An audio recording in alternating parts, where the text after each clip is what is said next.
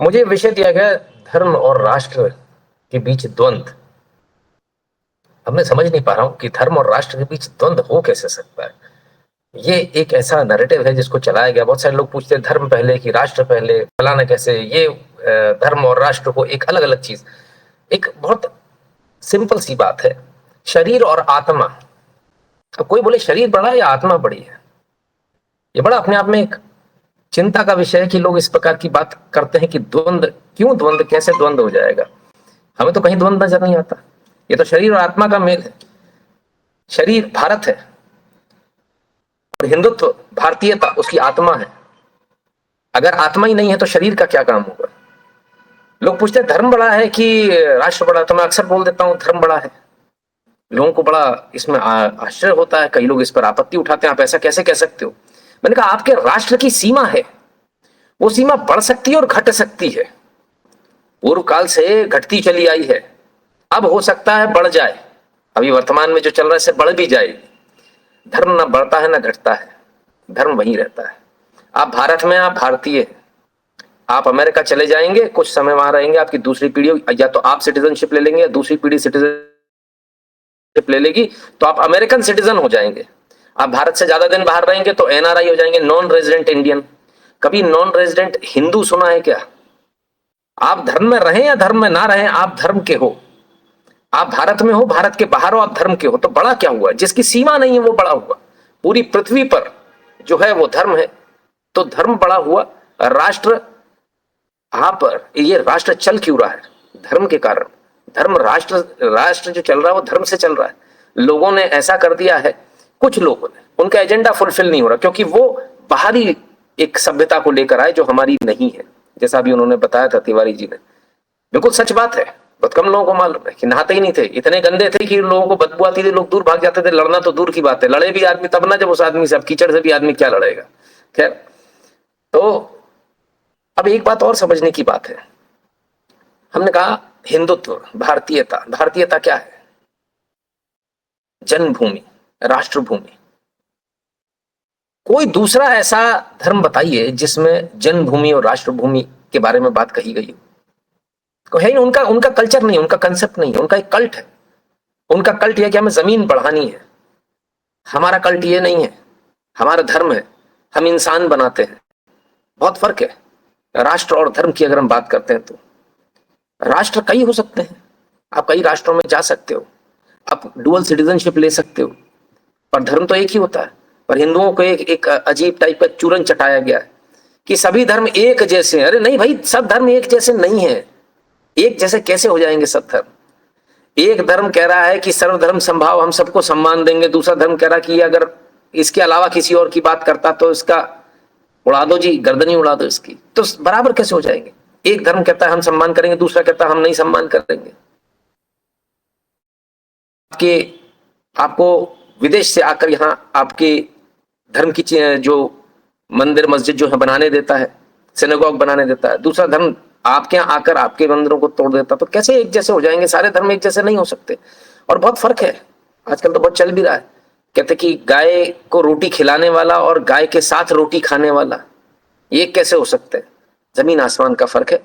जिन लोगों को आज लोग बात करते हैं, बहुत सारी बातें आती हैं, मैं देखता हूँ लोग फेमिनिज्म की बात करते हैं, शर्म नहीं आती। हमारे तो कब से देवी का कल्चर आ रहा है भाई।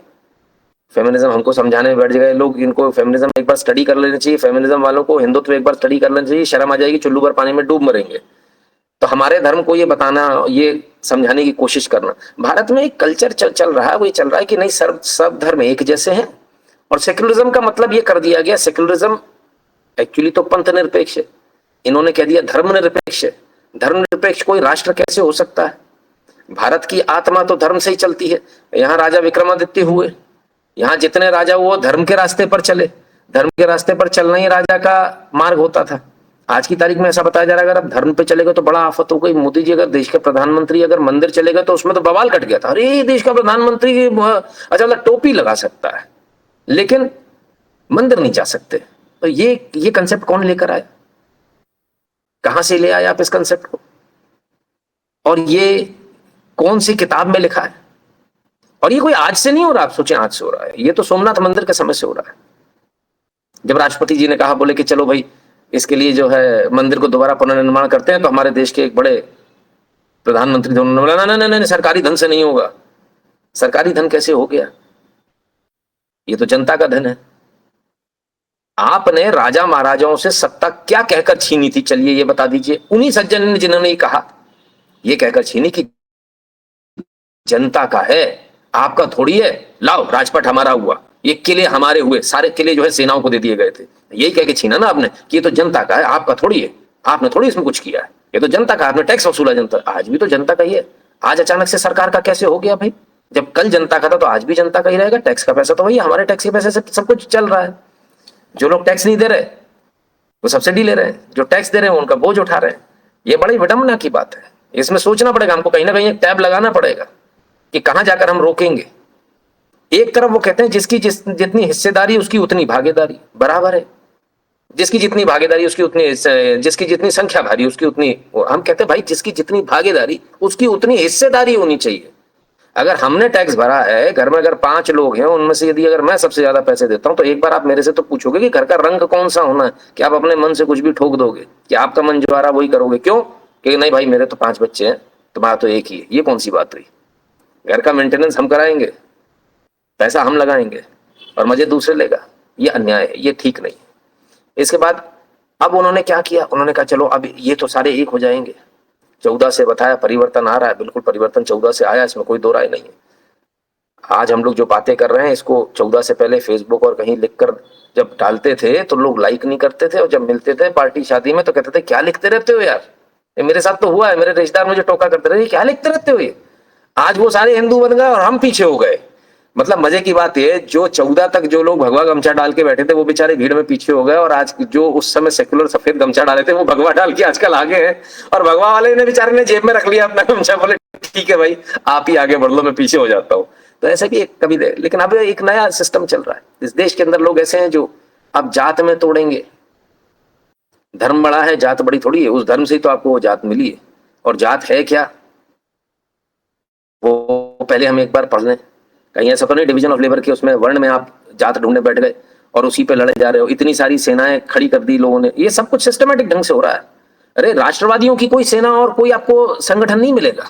ये सारा संगठन और सारी सेनाएं उनकी मिलेंगी। मजे की बात है, जब सेना की जरूरत है तब सेनाएं गायब हो गई, तब सेनाएं भी मिली नहीं। हम ढूंढते रहे, दरवाजे खटखटाते रहे, सेनाएं गायब है। तो कभी आपको जात में तोड़ा जाएगा। जात में तोड़ने के साथ उन्होंने बोला या जात का तो इतना मजा नहीं आ रहा, तो एक काम करते हैं भाषा में तोड़ते हैं। तो भाषा के नाम पर पीटना मारना चालू करो, भाषा के नाम पर लोगों को काटना पीटना चालू करो, भाषा का ही द्वंद्व हो जाए। द्वंद्व राष्ट्र और धर्म का नहीं है, द्वंद्व नेशनलिस्ट और एंटी नेशनलिस्ट का है, राष्ट्रवादी और राष्ट्र विरोधियों का है। उन लोगों का जो देश के गद्दार हैं उनका है, और उन्हें पता है वो क्या कर रहे हैं, पैसे की दम पर कर रहे हैं। पैसा कहां से आ रहा है सबको मालूम है, विदेशों से फंडिंग होती है एक एक चीज के लिए। भाषा में तोड़ो तो ये भाषा बोलेगा, क्षेत्र में तोड़ो। मैं तो इधर का हूं, अभी मैंने एक नया वो देखा, किसी ने लिख दिया, बोले भैया तमिलनाडु इतना टैक्स देता है और अब बाकी सारे तो टैक्स नहीं देते। पता नहीं फिगर कहां से लेकर आए थे, मैं तो हैरान था।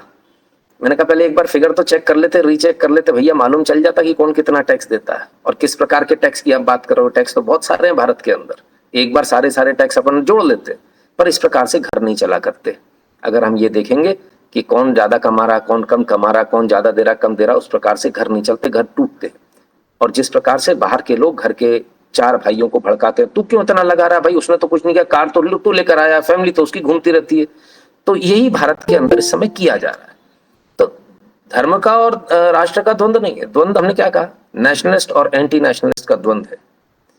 अब आप सोचिए, ये सारी बातें हम ले लेते हैं, हमने जात की ले ली, भाषा की ले ली, क्षेत्र की ले ली, तमाम सारी और सारी बातें ले ली, पर असल में समस्या क्या हुई, वो सारे नैरेटिव वहां के फेल हो गए जहां कश्मीर में एक कांड हो गया।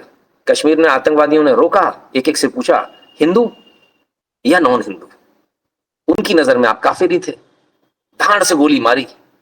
ना ये पूछा भैया तुम कहां से आते हो, ना पूछा भाषा कौन सी है, तुम्हारी फलानी भाषा। काश वो पूछ लेते तो शायद इनका मकसद हल हो जाता, लेकिन अफसोस। हमको एक बात बहुत अच्छी तरह से समझनी पड़ेगी, आप पूरी दुनिया के टारगेट पर हो, भारत भी और हिंदुत्व भी। तो धर्म और राष्ट्र का द्वंद्व नहीं है, दोनों पर खतरा है। और खतरा बहुत गंभीर है, जिसे हम संभवतः बहुत हल्के में ले रहे हैं। आपके देश को तोड़ने की साजिश है, आपके देश के अंदर जो हिंदू रह रहे हैं उनको तोड़ने की साजिश है। लेकिन अफसोस सच्चाई सामने आ जाती है, उनके लिए आप काफिर हो, और चाहे उनके लिए हो चाहे सफेद कपड़े वालों के लिए हो, वो भी आपको टारगेट में रखेंगे। तो इसको दिमाग से निकाल दीजिए। और एक चीज और समझिए, राष्ट्र और धर्म की जब बात होती है, कुछ लोगों के लिए धर्म इतना ऊपर है कि जब उन्होंने इतनी बड़ी घटना कर दी, वो आकर रहे 3-4 महीने, तो कहाँ रहे?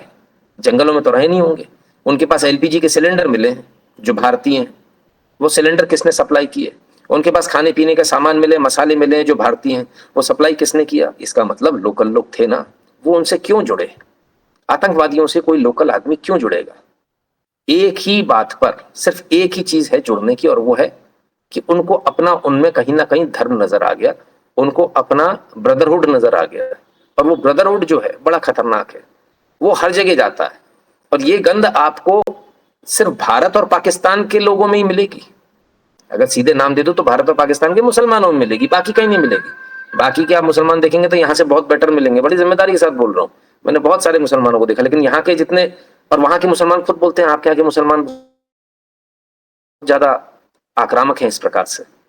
खैर, हम अपनी, हमारे जो कल्चर है, हमारी आत्मा जो है, हमने कहा देश की, वो सनातनी आत्मा है, राम की आत्मा है।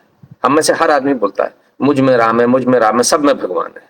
तो जब सब में राम है, सब में भगवान है, तो भगवान ने तो सिखाया है कि जब दुष्ट आ जाए तो उसका संहार करो। सोशल मीडिया पे सारे वॉरियर्स है, लेकिन जब बात होती है थोड़ा सा भी बाहर निकल कुछ करने की, तो सारे वॉरियर्स गायब हो जाते हैं। दिक्कत वहां है, सबको युद्ध कराना है, लेकिन दूसरे का बच्चा लड़ने चला जाए, मैं अपने बच्चे को युद्ध में नहीं भेजूंगा, है ना। और तब खैर, अब तो आबादी भी बहुत सिमटती चली जा रही है, ज्यादा दिन की बात नहीं है। अगर जल्दी इस पर कुछ कार्रवाई नहीं हुई तो फिर बहुत दिक्कत वाला काम आएगा। लेकिन खैर, हमने अपनी सनातन परंपराओं का परिचय देते हुए एक होकर, एकजुट होकर हमने जब जवाब दिया, तो वो जवाब आप सबके सामने है। उस जवाब को देखकर सारे भागते फिरे, उनको जगह नहीं मिली बचने की। और इसके बावजूद आप सोचिए, इस युद्ध की घड़ी में भी लोगों ने एक साथ होने, जो एंटी इंडिया फोर्सेस हैं, उन्होंने उसमें भी सवाल उठाए। पहले सवाल उठाए कि अभी क्यों नहीं कर रहे? राजा बैठा है, राजा अपने हिसाब से डिसाइड करेगा उसे युद्ध कब लड़ना है। हम कमांडर के तौर पर, हम सैनिक के तौर पर, हमें अपने कमांडर के आदेश का इंतजार करना है। राजा बताएगा कमांडर को कि हाँ, सेनापति को, सेनापति चलो चढ़ाई करो, सेनापति नीचे बोलेगा। हम लोग को इतना प्रॉब्लम क्यों हो रही है, और खासकर विपक्ष को इतनी प्रॉब्लम क्यों हो रही थी? चलिए ठीक है, हो रही थी, अब तो कर दिया, अब कहां दिक्कत है? अभी भी दिक्कत है। पिछली बार बोले सबूत नहीं दिए, इस बार तो सबूत भी दे दिए, रिकॉर्डिंग्स दे दी सारी, और बड़ी आफत है, अब तो वो भी नहीं बचा। अब क्या करें? बोले नहीं नहीं नहीं, वो पाकिस्तान तो ऐसा करा, वो जीत गया। बड़े कमाल की बात है, आप अपने पापा की बात मानते हो या पड़ोसी की बात मानते हो? हमारे यहाँ कुछ लोग ऐसे हैं जो पड़ोसी की बात मानते हैं, अपने पापा की बात नहीं मानते, उनका कोई इलाज नहीं। आज एक और बात, बड़ी बात, जब मेरे को विषय दिया गया धर्म और राष्ट्र का, तो मैंने कहा हिंदू धर्म, भारत राष्ट्र की आत्मा है, और ये आत्मा ही है। जब विजय जी कह रहे थे वैक्सीन हमने पूरी दुनिया को दी, इसमें कोई दो राय नहीं है। जो लोग वैक्सीन देख भी नहीं सकते थे, इतने गरीब देश थे, हमने उनको वैक्सीन दी, और भरपूर मात्रा में दी, और फ्री में दी, कोई पैसा नहीं लिया। अपने हवाई जहाज बेच कर दी, उसमें भी खर्चा किया। ये भी नहीं बोला कि हमारे रखिए भाई, तुम उठा के ले जाओ, ऐसा भी नहीं, पूरा पैसा सब कुछ लगाया। क्यों?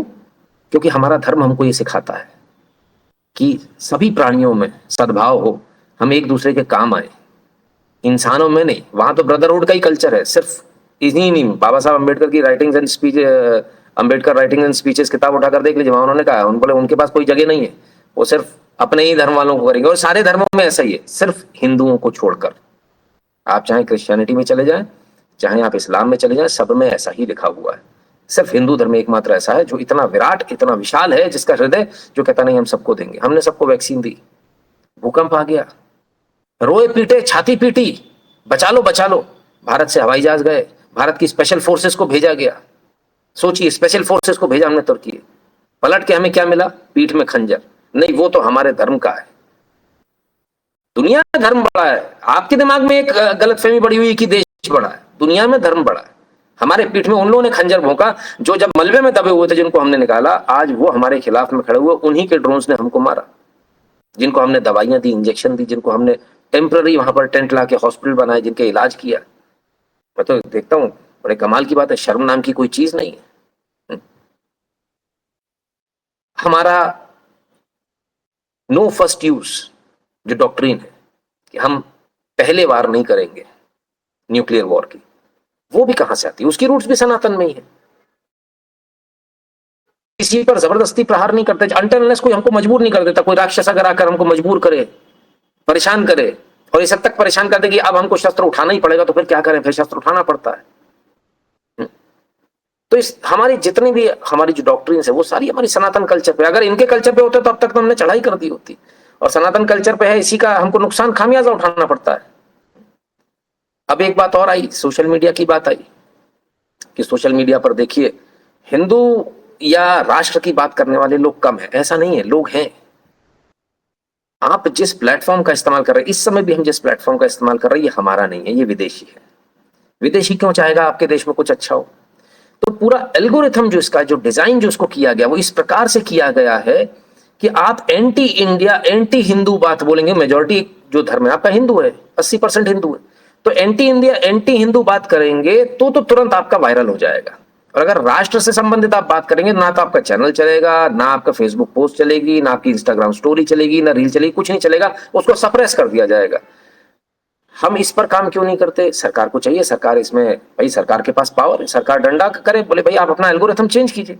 ऐसा क्या कारण है कि जो बेहूदी रील्स बना रहे हैं वही रील आपको ज्यादा दिख रही है? आप स्क्रॉल कर रहे हो और आप परेशान हैं, और आप उसको रिपोर्ट कर रहे हो। जितना आप रिपोर्ट कर रहे हो उतना ही वो आपको दिखाते जा रहे हैं। आप ब्लॉक करते जाइए, वो ऐसे ही अकाउंट और दिखाते चले जाएंगे, गंदे गंदे उल्टे सीधे डांस।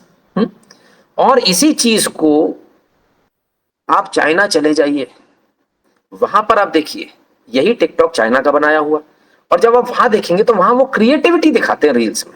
ये नाच वाली रील्स नहीं चलती, क्योंकि वहां का एआई अलग है। जिसने क्रिएटिव रील बनाई, किसी ने कुछ किया, किसी ने कोई रिमोट नया बना दिया, किसी ने कोई छोटा सा पंखा नया बना दिया, तो वो क्रिएटिव रील्स चलती है वहां पर। तो होता क्या है, आप जिस माहौल में रहते हो ना, आपका मन वैसा करने लगता है।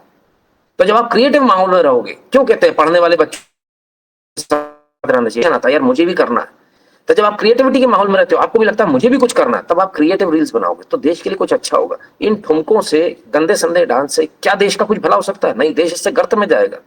हमने इस देश को कोई वैश्यालय थोड़ी बनाना है, हमने इस देश को, हमारा देश सांस्कृतिक देश है, नॉलेज का देश है, पूरी दुनिया का नॉलेज सेंटर था। और एक नहीं, हजारों साल पीछे चले जाइए, जितने दार्शनिक आए, जितने ट्रेवलर्स आए, सब ने यही लिखा है कि अभी नॉलेज का एक ही पॉइंट है, अगर आपको नॉलेज चाहिए आप भारत चले जाइए।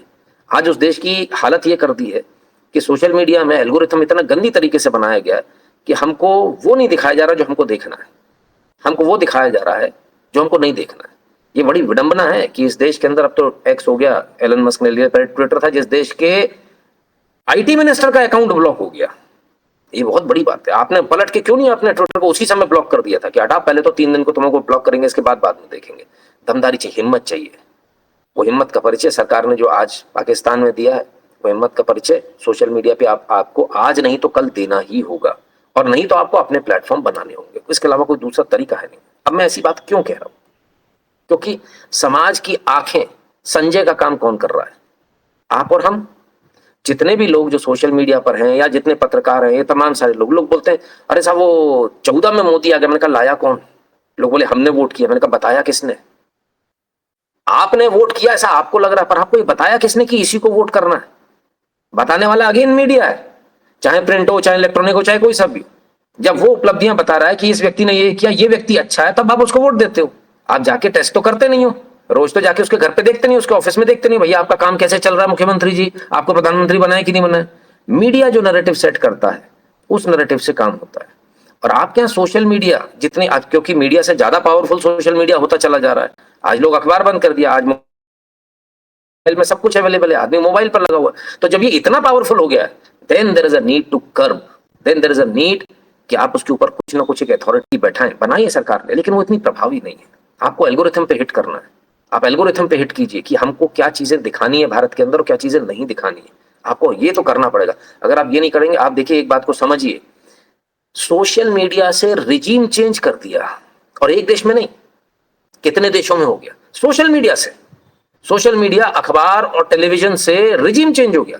बिना युद्ध लड़े हुए तख्ता पलट हो गया और हमारा नौकर हमने अपना कठपुतली हमने अपनी बैठा दी। ये अमेरिका ने कितने सारे देशों में किया, आपके बगल में बांग्लादेश में करके दिखा दिया, एक गोली नहीं चलाई उन्होंने, कोई युद्ध लड़ने की जरूरत ही नहीं है, इतना पावरफुल टूल है।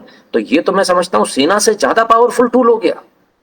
आप सेना के ऊपर इतना वो रखते हो कि इसके अंदर कोई नहीं जा सकता, फोटो नहीं खींच सकता, तो यहां तो आपको इससे भी ज्यादा आपको मेरे ख्याल से पाबंदियां रखने की जरूरत है, बहुत ज्यादा कड़ी नजर रखने की जरूरत है, क्योंकि रिजीम चेंज होते देर थोड़ी लगती है। पूरी सत्ता आपने चुना, 240 सीटें दी आपने, 140 करोड़ लोग भारत के हैं, उसमें से 50-60 करोड़ ने वोटिंग करी, पर उसका कोई मायने ही नहीं है। जब 2% के गुंडे आपका रिजीम चेंज कर देंगे, अब लोगों को लगता है 2% से कैसे हो जाएगा, आप उठाकर अफगानिस्तान देख लीजिए, 2% लोगों ने अपने हाथ में बंदूकें उठाई और पूरा उठाकर तख्ता पलट करके रख दिया 2 मिनट के अंदर। आपके बगल में बांग्लादेश है, कुछ नहीं करना पड़ा।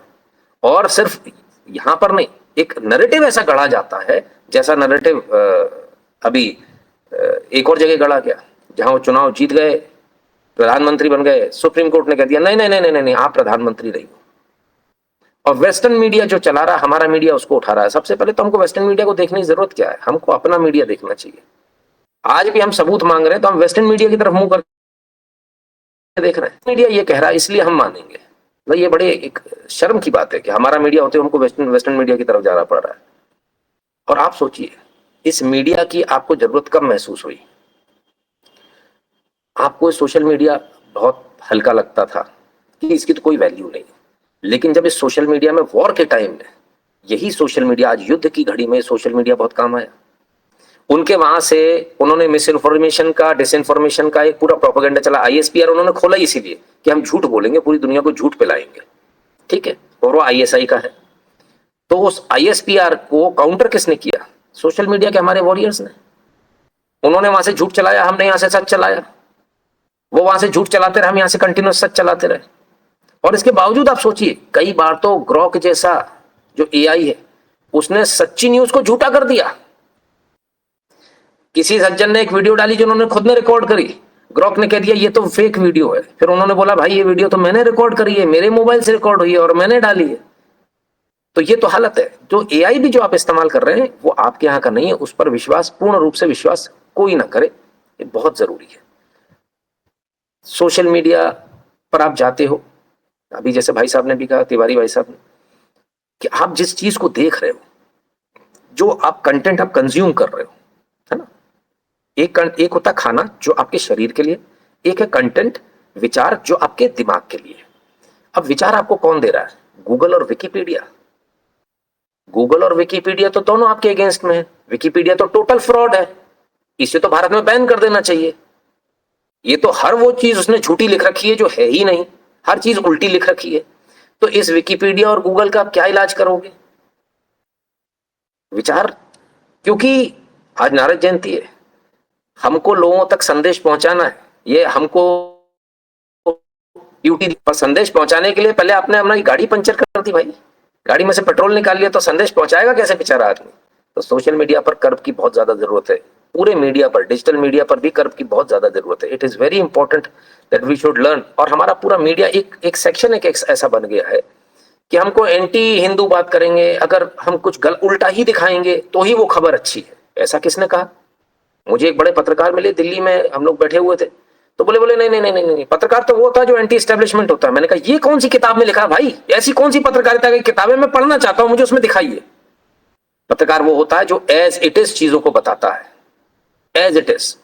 और अगर आप उसमें अपना ओपिनियन डाल रहे हो तो फिर वो ओपिनियन कहलाएगा, ओपिनियन मेकर कहलाओगे आप। अगर आप एनालिसिस कर रहे हो उसका तो आप एनालिस्ट कहलाओगे। तो उसको स्पष्ट रूप से लिखिए कि भाई साहब ये एनालिसिस है। उसको खबर कैसे बना दोगे आप? भारत के अखबारों में खबर बना दी जाती है, ओपिनियन को खबर के रूप में छाप दिया जाता है। सोशल मीडिया पर ओपिनियन चल रहे हैं और उसको खबर बता दिया जा रहा है, खबर है। अरे भाई, ओपिनियन में, एनालिसिस में, खबर में जमीन आसमान का फर्क है। आप कैसे एक जैसी चीजें कर दोगे? संपादकीय को खबर बना दोगे क्या? तो बड़े चिंता का विषय है। लोग आजकल इस चीज को पकड़ नहीं रहे, इसको देख नहीं रहे इसको। और आप ये तमाम सारी जो चीजें हैं, अभी आप देखिए, युद्ध हुआ, आपको लग रहा था इसकी तो कोई जरूरत ही नहीं है। हम लोग बहुत गला फाड़ फाड़ के कब से चिल्ला रहे हैं, भैया यूट्यूब को देखो, भैया फेसबुक को देखो, भैया इंस्टाग्राम को देखो, एक्स को देखो, यहाँ क्या चल रहा है। अरे कोई जरूरत नहीं, छोटी मोटी चीजें। सरकार का जो एक रवैया है, अरे कुछ नहीं, क्या जरूरत पड़ गई आपको कि आपको सारे पाकिस्तानी अकाउंट एक दिन में बैन करने पड़े? जब आप ये गाइडलाइन बना रहे थे तब मैंने बाकायदा पूरा पोथी पुराण लिखकर भेजा था इनको कि जो आदमी कमेंट करे उसके आईपी एड्रेस को उठाकर झंडा लगा होना चाहिए, उसके बगल से नाम के आगे झंडा लगा होना चाहिए। अगर मैं भारत से हूं, मेरा आईपी एड्रेस भारत से आ रहा है, तो भारत का झंडा लगा होगा।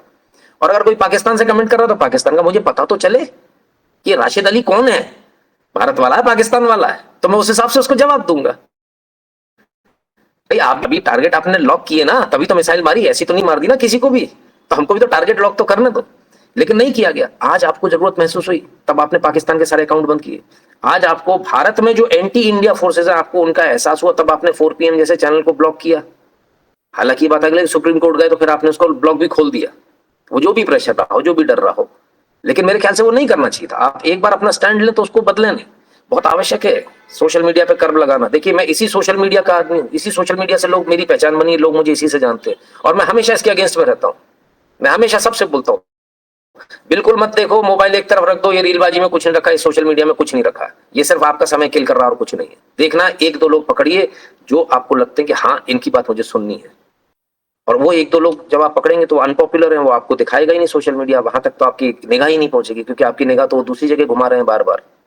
मेरा जब रात को लाइव चलता है, आप सोचिए इतने सेमी पॉर्न और पॉर्न उसके साथ में वो आते हैं, जरा सा वीडियो ऊपर कीजिए तो नीचे लाइन लगी रहती है। भाई मैं तो राष्ट्रवादी, आप कहते हो एल्गोरिथम है, तो एल्गोरिथम तो मेरे जैसी और चैनल दिखाने चाहिए ना, कि ये अगर न्यूज की बात करे तो न्यूज दिखाएंगे, राष्ट्रवादी की बात कर रहा राष्ट्रवादी दिखाएंगे, हिंदुत्व की बात कर रहा हिंदुत्व दिखाएंगे। पर आप ऐसा तो नहीं करते हो, आपके ऐड भी सारे उल्टे सीधे लगाते हो, कितना आप बना कर लो।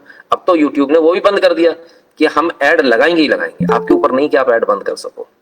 हमने सारे उसमें तमाम सारी जो वैरायटी ऑफ है उसको सबको ऑफ कर रखा है, वैरायटी ऑफ एड्स, जिसमें वो तमाम सारे उल्टे सीधे एड्स होते हैं, लेकिन उसके बावजूद वो दिखा रहे और शिकायत करते रहो, आप कोई सुनने को तैयार नहीं है। भाई मेरे वीडियो में मैं डिसाइड करूंगा ना कि मुझे शराब का ऐड नहीं चाहिए, आप क्यों दिखा रहे हो? मेरे वीडियो में मैं डिसाइड करूंगा कि मुझे कोई एडल्ट कंटेंट का इसमें ऐड नहीं चाहिए, इसके बावजूद आप दिखा रहे हो, और 4 बार मेल करो तो भी कोई सुनवाई नहीं है। हाँ अलबत्ता ये जरूर हो जाता है कि आपके चैनल के ऊपर 7 दिन का बैन लग जाता है, तब ज्यादा बोलो। उन्होंने क्या, एक देखिए समझाने का एक तरीका है, समझाने का तरीका क्या है कि आप एंटी इंडिया बोलोगे तो आपका वीडियो वायरल होगा। हम और आप सब लोग यहाँ किस लिए बैठे? एड रेवेन्यू आएगी, पैसा भी मिलेगा। अब बच्चा जो नया आ रहा है उसको 2 चीजें चाहिए, एक वायरल हो जाऊं और दूसरा उसको चाहिए मुझे पैसा मिले। कंटेंट बना रहा है इसीलिए बना रहा है कि उसे पैसा मिले। अब पैसा उसे मिल ही नहीं रहा सही बात करने में, उसे पैसा मिल रहा है गलत बात करने का, तो वो गलत बात करेगा। मेरे पास एक क्लासिक एग्जांपल है जो मैं हमेशा सबको देता हूं। शुरुआत का मेरा एक वीडियो है जिसमें मैंने हेडिंग डाली आरएसएस की पोल खोल, आरएसएस का पर्दाफाश। 2000 व्यूज हैं, रेवेन्यू 800 रुपए। इसके बाद के मेरे आज की वीडियो देख लीजिए, उसमें लाख लाख के व्यूज पड़े होंगे, रेवेन्यू है 12 रुपए। आप समझिए, वो आपको धीरे से ये समझा रहे हैं कि बेटा ये नहीं बनाना, ये बनाना, पैसा तो इसमें मिलेगा। अब जो नया बच्चा आता है, अभी मेरे साथ में कई सारे यूट्यूबर्स मेरे टच में रहे, उसमें से करीब करीब 1 दर्जन ऐसे बच्चे होंगे जो एंटी इंडिया कंटेंट बनाने लगे। क्यों? चल ही नहीं रहा था उनका। जैसे उन्होंने उल्टा सीधा कंटेंट बनाना शुरू किया, वो दौड़ गया, बोले अरे साहब चैनल चल गया मेरा। तो ये बहुत गंभीर विषय है, बहुत चिंता का विषय कि कोई बच्चा एक रास्ते पर आता है, आप उसे धकेलते हुए उसे एंटी इंडिया कंटेंट पे ले जाते हो, उसको एंटी इंडियन बना देते हो, और फिर उसकी विचारधारा वैसी हो जाती है, उसको पूरा ग्रुप मिल जाता है वैसा, फिर वो आपके खिलाफ में ही कंटेंट बनाएगा। वो कभी सही कंटेंट नहीं बताया, वो ये नहीं बताएगा। आज पूरे फॉरेन मीडिया क्या चला है, S-400 चला दी, S-400 चला दी, पूरा फॉरेन मीडिया एक ही चीज पे एम्फेसिस करता रहा। आपके राफेल गिर गए, आपने S-400 से बचाव किया अपना, फलाना किया, क्यों? आप समझिए बहुत बड़ा मैटर है। अगर वो ये बोल देंगे कि F-16 गिर गया, जो गिरा, लेकिन वो मीडिया में नहीं आ रहा, कुछ कोई भी नहीं बोलेगा, अमेरिका का दबाव है। अगर वो JF-17 गिर गया बोलेंगे, अब आज की मैं अभी खबर देख रहा था, तो जो JF-17 जो बनाते हैं, वो भाई साहब उनका स्टॉक आज 9% गिर गया, और तमाम सारे जो स्टॉक से वहां गिर गए। हमारे यहाँ के जो स्टॉक से वो बढ़ रहे हैं जितने भी। आप सच नहीं बोल रहे, ना बता रहे दुनिया को कि आकाश मिसाइल से हमने मारा। आप नहीं बता रहे कि हमने एयरगन से हमने मारा। हमने उस एयरगन का इस्तेमाल किया जो रशिया ने 20 साल पहले बोल था ऑप्शन को फेंक दो, उसमें हमने IR लगा दिया, उसमें रेडार लगा दिया, और उसको उस एंटी एयरक्राफ्ट गन से हम सारे ड्रोन्स मार के गिरा रहे। सारा सिस्टम हमारा इंडिजिनस है, हमारा खुद का बनाया हुआ। पर यह बात मीडिया नहीं बता रहा दुनिया को। क्यों? क्योंकि आपका मार्केट बढ़ जाएगा, लोग आपसे खरीदने आने लगेंगे। लोग नहीं बता रहे। ये वही ब्रह्मोस है। लोग कहते हैं रशिया हमारा बहुत अच्छा दोस्त है। देखिए एक बात बड़ी जिम्मेदारी के साथ कह दूं, इस दुनिया में हमारा कोई दोस्त नहीं है। इस दुनिया में हम अकेले हैं, क्योंकि हम एकमात्र हिंदू हैं, और हमारा कोई दोस्त नहीं है। चाहे आप रशिया की बात कर लें, रशिया की भी अगर मैं याद दिला दूं, ये रशिया वही है जिसने क्रायोजेनिक इंजन देने से मना कर दिया था हमको। ये रशिया वही है जिसके पास अभी हम गए थे 2 साल पीछे। हमने कहा यार ये जो ब्रह्मोस बनाई है इसका जब हमको एयर वाला वर्जन दे दो जो हवाई जहाज में फिट होगा। उन्होंने ऐसी कीमत दे दी कि भारत कंगाल हो जाए उसको देते देते।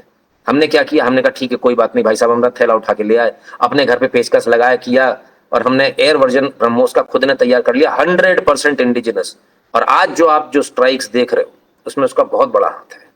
लोगों ने बता दिया स्कैल्प मिसाइल चलाई है साहब, मतलब अरे भैया हर वो चीज बताएंगे, हमने तो कुछ किया ही नहीं, हर चीज विदेशी हमने चलाई है, विदेशी सामान से हम जीत गए, बहुत बढ़िया। तो मतलब हम क्या कर रहे थे यहाँ पर बैठ के, सारा विदेशी सामान, क्यों? क्योंकि आपका सामान बिकने लगेगा। पर सच्चाई छुपती नहीं है, सच्चाई दुनिया के सामने आ गई और दुनिया को पता है सच क्या है।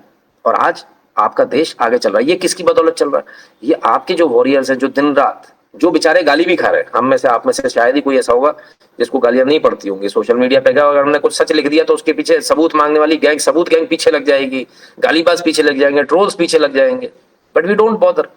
उस तरीके से करते करते हम आज यहां पर आए हैं। और संवाद की एक बात हुई कि संवाद होना चाहिए, बहुत सारे लोग इसमें भी नहीं नहीं डी एस्केलेट कर दो, पहले वॉर करो। वॉर क्यों नहीं कर रहे? पॉपो वॉर क्यों नहीं हो रही? पॉपो ये खूब मजाक उड़ाया देश के प्रधानमंत्री का, अच्छी बात है। देखिए विपक्ष में और आज जो सत्ता में बैठे, जो आज सत्ता में बैठे कल ये विपक्ष में थे। उस समय देश के प्रधानमंत्री को किसी ने अपशब्द कहे थे, देहाती औरत कहा था, पूरा देश एक साथ एक स्वर में खड़ा हुआ था कि हिम्मत कैसे हो गई ऐसा कहने की। विपक्ष अपने आप को विपक्ष नहीं मान रहा, वो लगता है अपने आप को दूसरा देश मान रहा है। उसे ये फर्क ही नहीं है प्रधानमंत्री हमारा भी है भाई। उन्होंने तो हैशटैग चला दिया था नॉट माई पीएम। बताइए ऐसा हैशटैग, इतना बेहुदा इस तरह का हैशटैग कौन चला सकता है? लेकिन उन्होंने चलाया।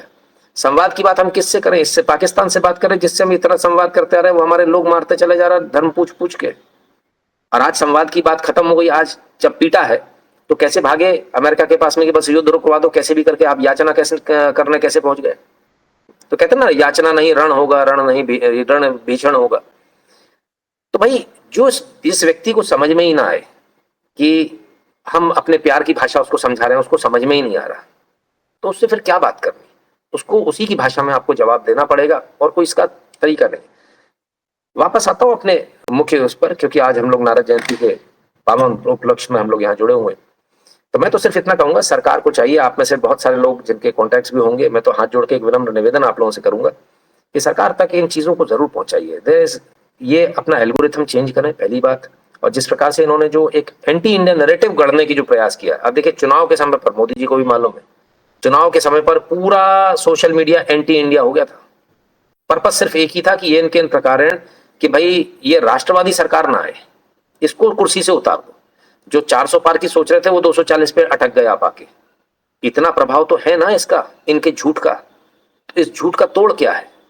इस झूठ का एक ही तोड़ है कि सरकार इनके ऊपर एक सर्जिकल स्ट्राइक करे।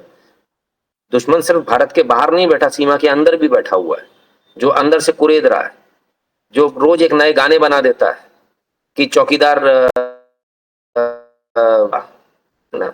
तो अब इन लोगों का क्या करोगे आप? इनके ऊपर कोई कर भी नहीं है आपका, ये रोज अपना कुछ ना कुछ करते चले जा रहे हैं। And I don't say freedom of speech की कोई मनाही नहीं है, आप फ्रीडम ऑफ स्पीच खूब है, पर आपको देखना होगा राष्ट्रहित के मुद्दे कौन से। फ्रीडम ऑफ स्पीच वहां खत्म हो जाती है। अंग्रेजी में कहावत है, your freedom ends where my nose begins. तो अगर आपको स्वतंत्रता एब्सोल्यूट नहीं है, आप इसको भूल जा रहे हैं। एब्सोल्यूट स्वतंत्रता है फिर तो आप ये बोलो ना स्वतंत्र हैं हम, तो आप चले जाइए पाकिस्तान की सीमा में, गोली पड़ जाएगी आपको सामने से।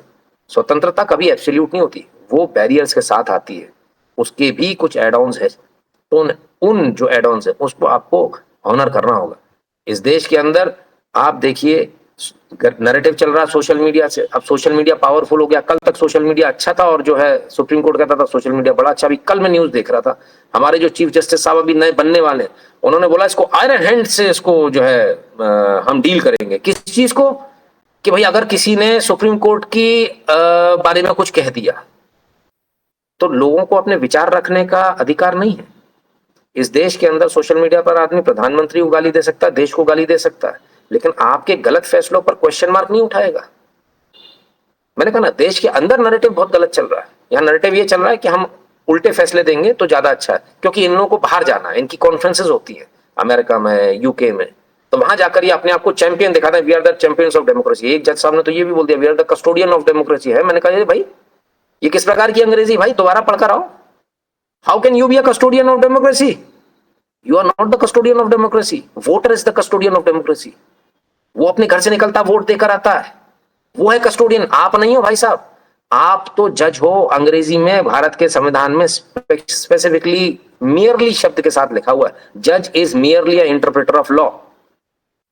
तो वो मियरली कैसे भूल गए?